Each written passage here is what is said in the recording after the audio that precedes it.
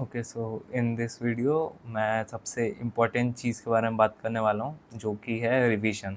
जो most of the people, जितने भी लोग, मैं लाइक ऑलमोस्ट जितने भी लोगों को मैं जानता था अपने 12th के टाइम से, या फिर जो लोग मेरे साथ जेई का प्रिपरेशन कर रहे थे, most people don't do use to do revision. Like वो टाइम नहीं निकालते थे अपने रिवीजन के लिए, एंड बस पीवाईक्यू सॉल्व करते जाते थे, आगे के चैप्टर्स पढ़ते जाते थे, बस चलते जाता था।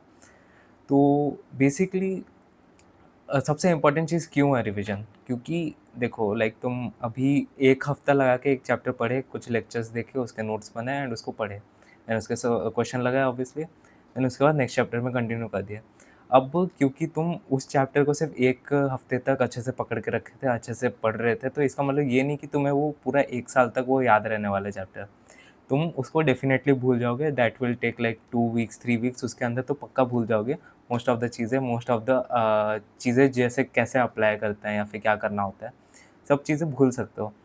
तो it is very important to do revision, जो मैं बहुत एक्सटेंसिवली किया करता था, एंड बहुत बेनिफिट भी दिया मेरे को। मेरा फ़ोटोग्राफिक मेमोरी हो गया था अपने नोट्स को लेके।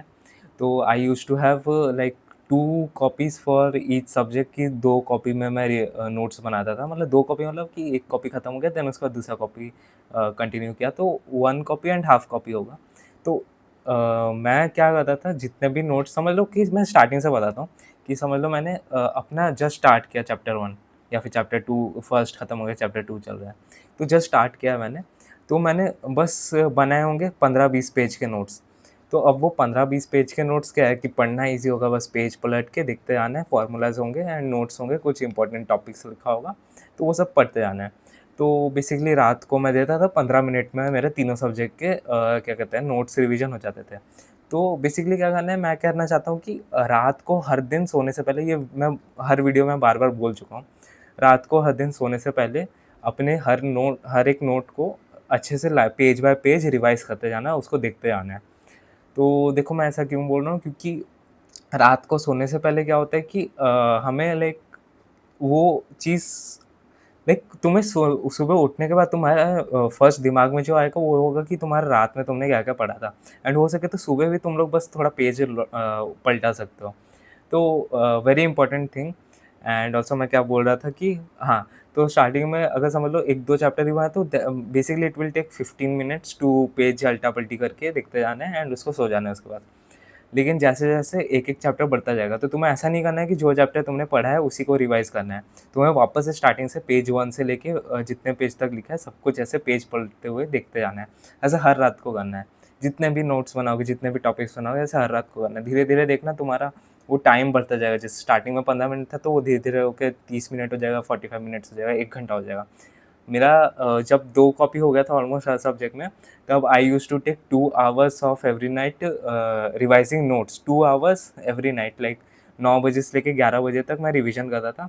उसके बीच में अगर थोड़ा-सा बोर हो गया अगर नोट्स पढ़ते हुए, तो फिर मैं पीवाईक्यूज़ भी कर लेता था, क्योंकि वो बोर्डम को दूर करने में काम आता था, क्योंकि बस 5-6 क्वेश्चन कर लूँगा नोट्स से रिवीजन के बीच में, तो फिर अच्छा लगेगा, माइंड फ्रेश हो जाएगा रिवीजन करने में भी।